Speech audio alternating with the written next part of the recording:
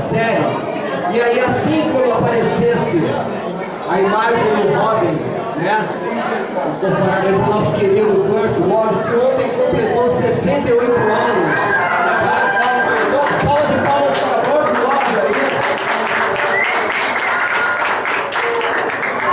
Nosso querido Robin Kurt Warner completou 68 anos. Nasceu no dia 6 de julho de 45.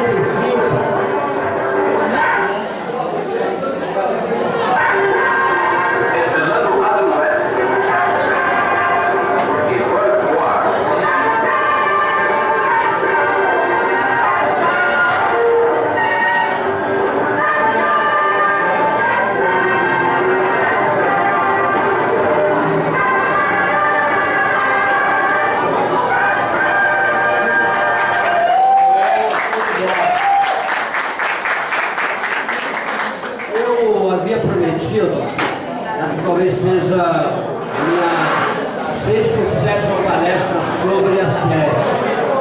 E é óbvio que quando me chamam para a série, sempre pedem que eu fale um pouco mais sobre este livro que eu publiquei em 2006, pela Ópera Gráfica, foi editado em 2006, e em que eu, na verdade, considero este meu livro um produto muito especial para mim. Eu sou poeta, escritor, e eu coloco esse livro, essa obra na minha bibliografia com muita honra, porque foi um trabalho de anos de pesquisa e que foi provocado por uma monografia que eu apresentei em 2005, intitulada A Força da Marca Batman e Sua Poderosa Bat-Franquia. É uma pós-graduação em marketing. E o meu orientador achou muito interessante esse tema e sugeriu que eu apresentasse esse projeto a alguma editora. Coincidiu da Ópera Gráfica estar à procura de um autor que falasse sobre esse seriado. Esse seriado é de suma importância, para mim particularmente, porque foi um seriado que, entre outras coisas, né, me estimulou até a entrar no curso de teatro e me tornar ator. Eu, além de jornalista, publicitário, também sou ator. E é óbvio, imagine nos anos 60, quem tinha um filho mais novo, né, como meus pais, né, que eram caçula, tinha que ter um irmão mais velho para tomar conta. O irmão mais velho era eu. E é óbvio, o irmão mais velho era o Batman e o filho caçula, o irmão caçula era o Robin. E aí a gente brincava muito disso, né? Um ponto de uma vez a gente brincar de bate-corda, a gente morava num apartamento de 2 andares, né? No prédio de 2 andares, e isso eu coloco nesse meu livro, cara. É só uma nota do autor. E a gente brincando com uma corda muito fraca, e eu coloquei o meu irmão, eu tinha 6, 7 anos, meu irmão tinha uns 4, 5, a gente dependurado na corda, descendo pela bate-corda. Não prestou, é óbvio que não, porque deu um cagaço tremendo quando eu olhei pro chão. Eu sou acrófilo até hoje, acho que por isso que eu vi o chão crescer. Comecei a gritar, meu irmão também, olha ele, meu irmão, a gente caindo, o vizinho de baixo, para onde meu irmão caiu, tivemos que ser socorridos por um corpo de bombeiros, né? Então, a partir daí, levei uma surra, uma bate-surra na minha mãe, então ficou mais emblemática ainda essa minha relação com o seriado. Eu falei, um dia, ele escreveu sobre isso. E aí, tá vindo muito barulho aí, gente. Eu vou pedir um pouquinho mais de silêncio, por favor. Ciro, e respeito até as pessoas que estão aqui ouvindo, né? Então, assim, a oportunidade que eu tive de apresentar esse projeto à Ópera Gráfica, eles me deram pouco tempo para eu desenvolver este livro. Só com o Crash, 40 anos da série Batman na TV. Eu tive efetivamente 3 meses e meio para realizar esse projeto.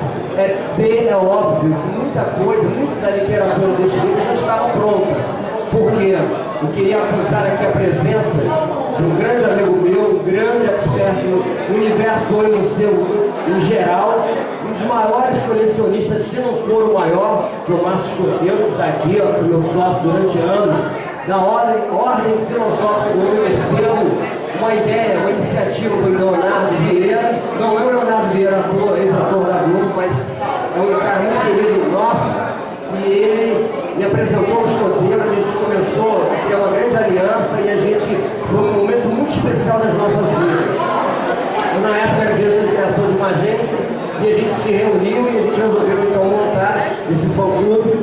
E deste fã-clube originou-se um projeto maravilhoso que foi esse fanzine pioneiríssimo no Brasil, porque era focado no universo do homem morcego. Então era a versão tupiniquim daquilo que a gente via nos outros países, sobretudo nos Estados Unidos. E a gente teve a oportunidade de lançar um projeto, a edição 0, por conta do lançamento do Batman o Retorno. Nesse fanzine, a gente deu o nome de Tribuna do Morcego.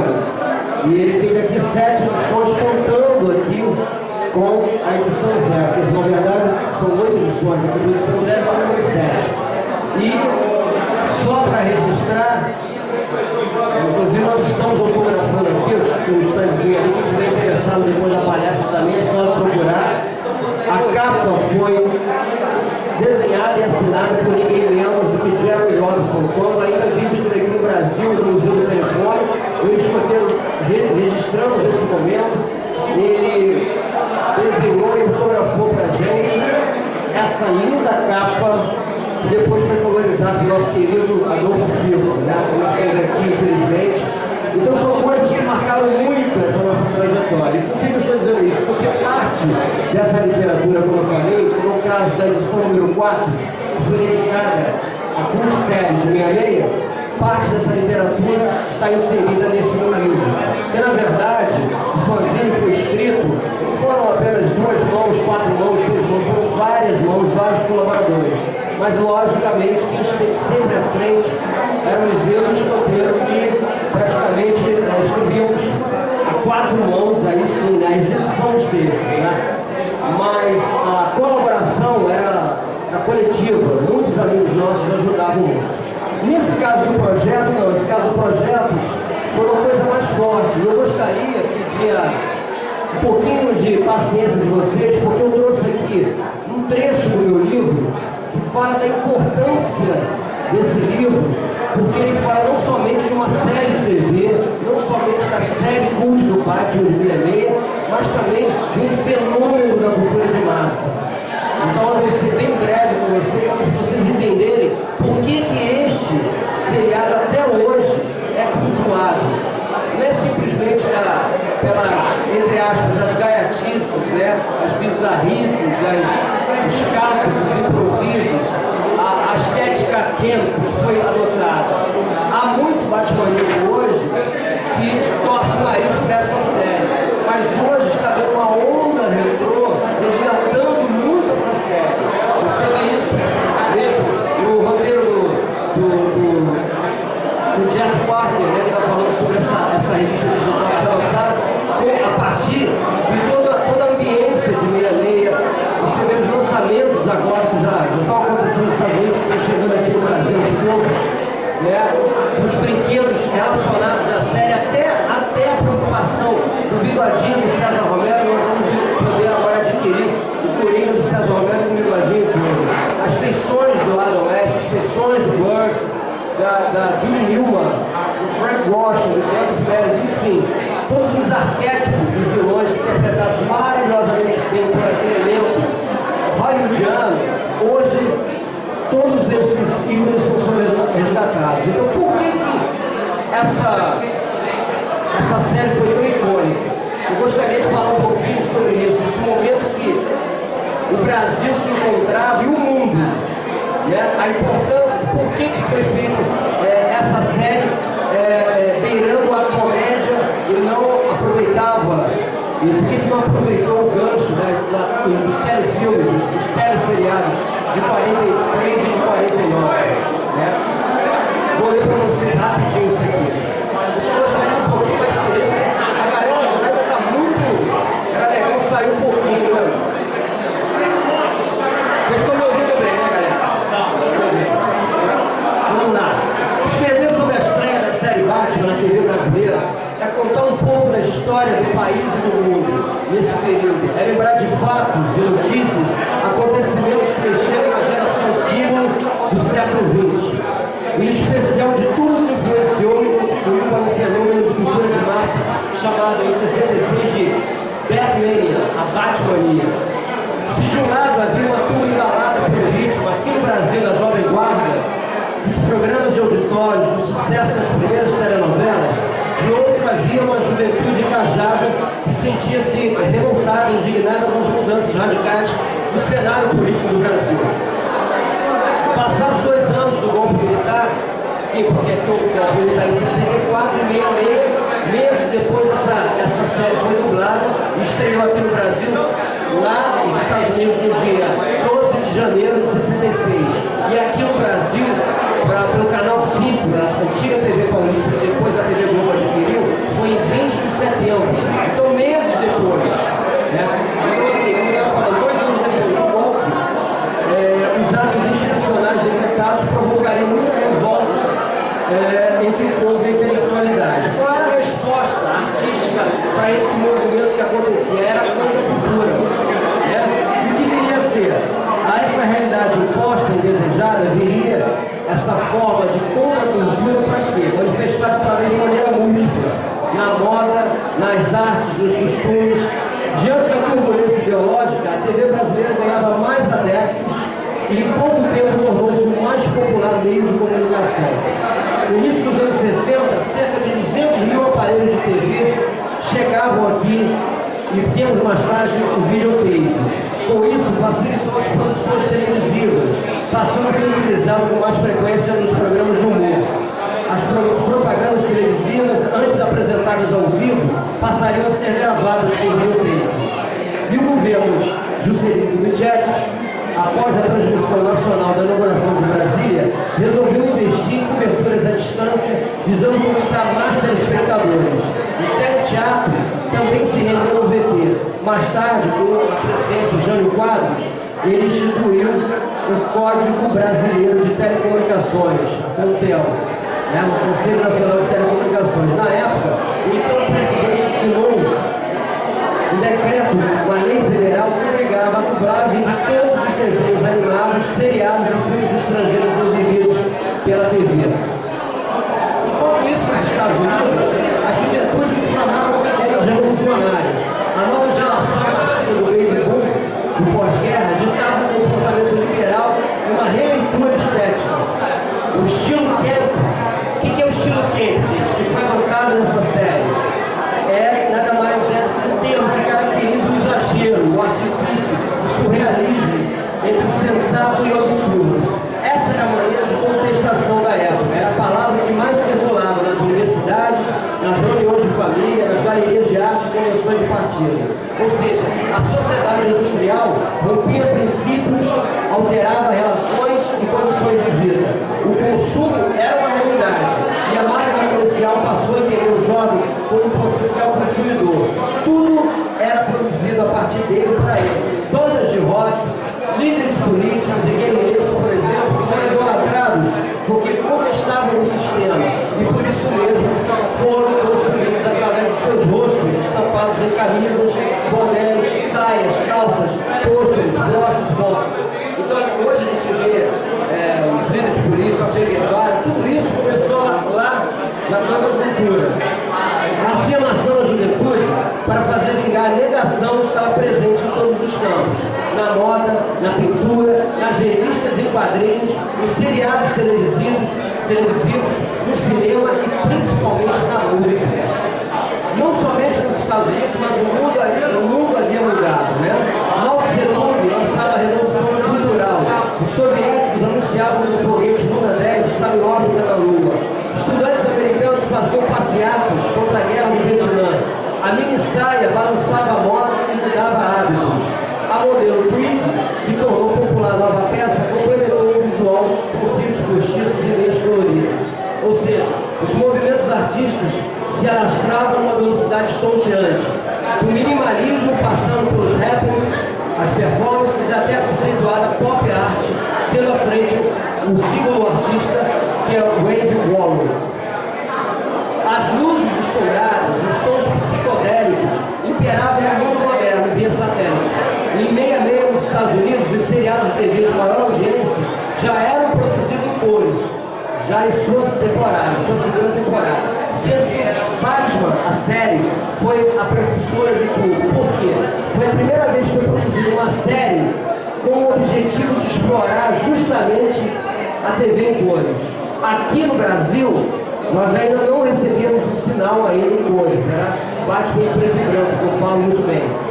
Mas a gente só foi ter isso no início dos anos 70, e por conta do Clube do Capitão Asa, que ele passou a reexibir cópias já coloridas, né, aqui do seriado. Mas lá em 66, isso era vendido para o mundo inteiro. Aproveitando a estética aqui, tudo isso foi muito explorado neste seriado.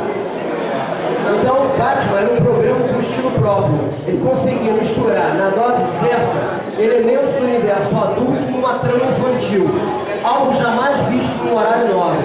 Não demorou muito, então, a surgir uma nova onda mundial de consumo, que se tornaria um fenômeno de cultura de massa, que foi intitulada a Batman, lá, né, a nossa Batmania.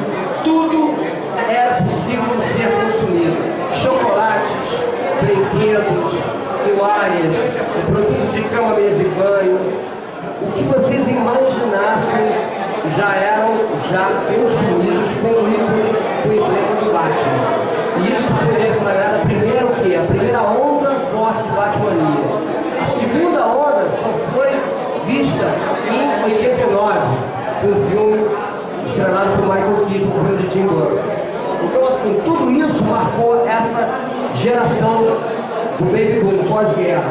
Então, isso é um princípio. Por que eu tinha um motivo de escrever esse livro? Eu dividi em 3 partes. A primeira, falando sobre isso, a importância, né, desse seriado do fenômeno de cultura de massa, que ia muito além de quem se identificasse com o herói Batman, da cultura pop, era muito mais do que isso.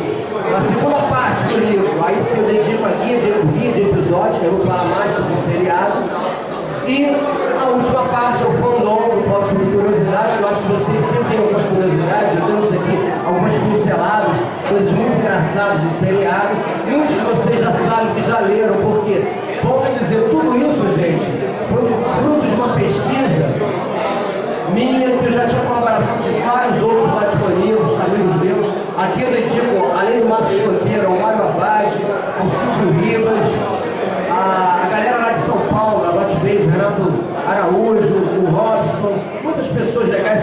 Uma criança que eu e o Escoteiro vimos, né, curtir lá no nosso point, que era a Gibimania na cultura. Ele foi um dos sorteados do nosso fanzine, que é o Lincoln, né? Estive com ele essa semana, ele finalmente autografou o livro, consegui acertar um horário com ele. Não, agora você vai vir aqui e vai assinar. Aí consegui registrar isso.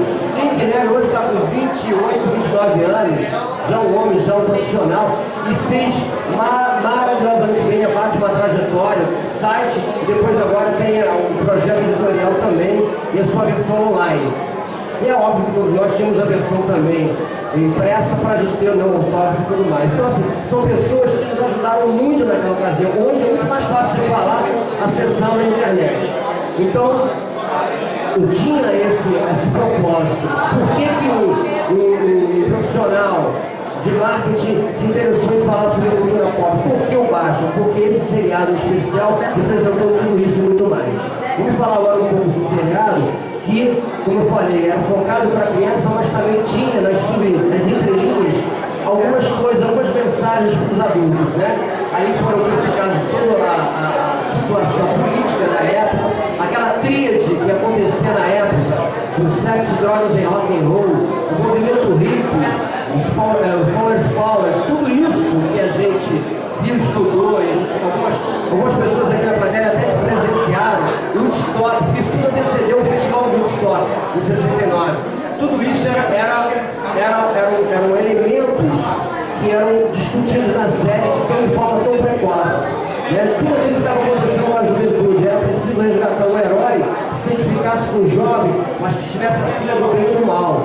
O famoso o herói certinho, que pudesse passar isso para aquela sociedade, porque a sociedade naquela ocasião estava se desviando, né, para questões políticas, outros estavam mergulhando em drogas e rock and roll. Então precisava ter uma série que não fosse careta, que mexesse com esse jovem. Ó, dá pra gente ser certinho, mas sem ser careta. E essa série representou isso.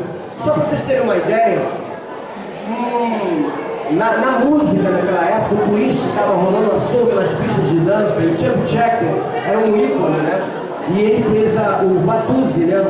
E desse Vatuzzi houve uma adaptação para o Vatuzzi, que a gente vai lançar agora. Os 3 vídeos, eu queria que vocês seguissem, são em momentos separados. Os 2 primeiros, o Adam West dando ar da graça dele como dançarino.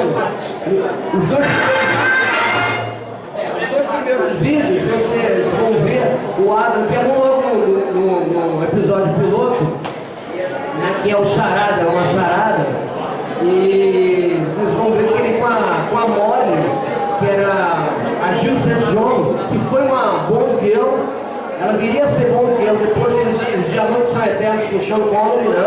Quem gosta do universo de James Bond também pode assistir, ela era uma graça, né? E só um registro, né? Foi a única vez em que houve realmente uma morte em seriado. Foi dessa personagem Molly, na segunda parte desse episódio. E aí que é lançado o Vatuzzi, o Adam West.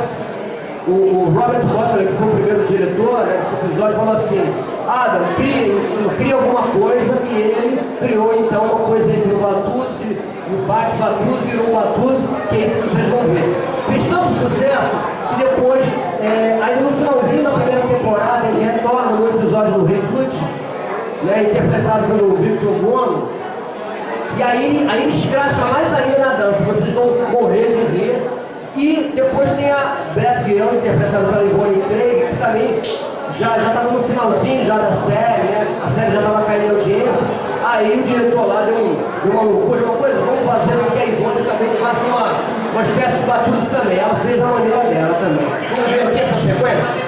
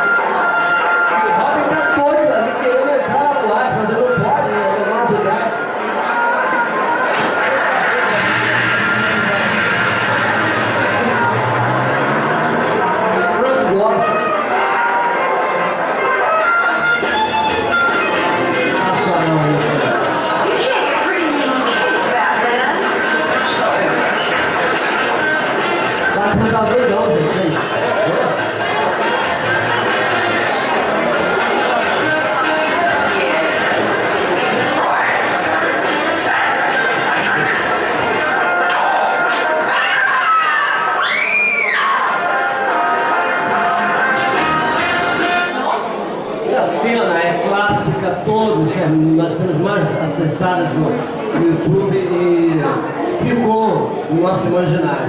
E aí, um sucesso em seriado, a pedido do diretor, como eu falei no episódio, Walter Lubray, King Tut, ele repete, e aí vocês vão ver que exagera mais ainda nessa dança.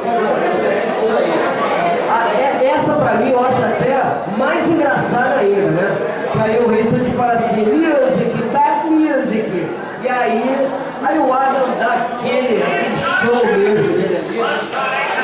Eles estão presos, né, numa armadilha lá. E a Partner do Rei Tut começa a se apaixonar pelo Batman, começa a jogar um charminho pro Batman. E agora eles são colocados aí diante do trono. Repare que o Adam aí, ele se supera, eu ainda acho melhor ainda essa dança, essa coreografia.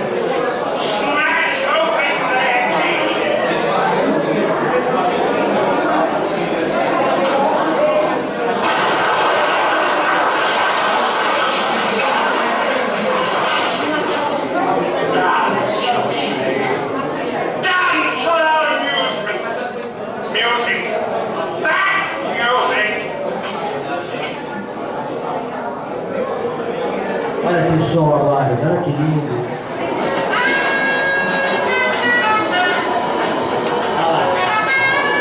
O próprio conceito.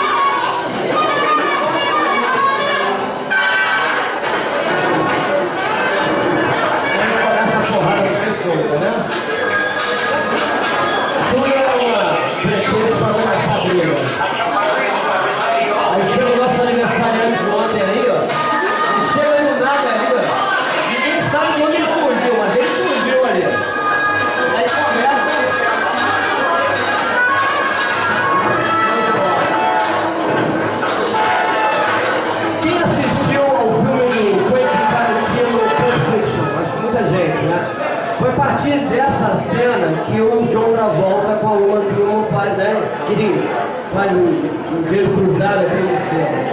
Né? Pode pular para outro vídeo? E aí, como eu falei, já no terceiro ano da série, que não fazia tanto sucesso assim, mas eles estavam querendo criar motivos para tornar a série novamente cômica, né? Aí fizeram essa cena para a Ivone Craig brincar. Ficou engraçado, mas não é a mesma coisa. Vamos lá para a Ivone Craig?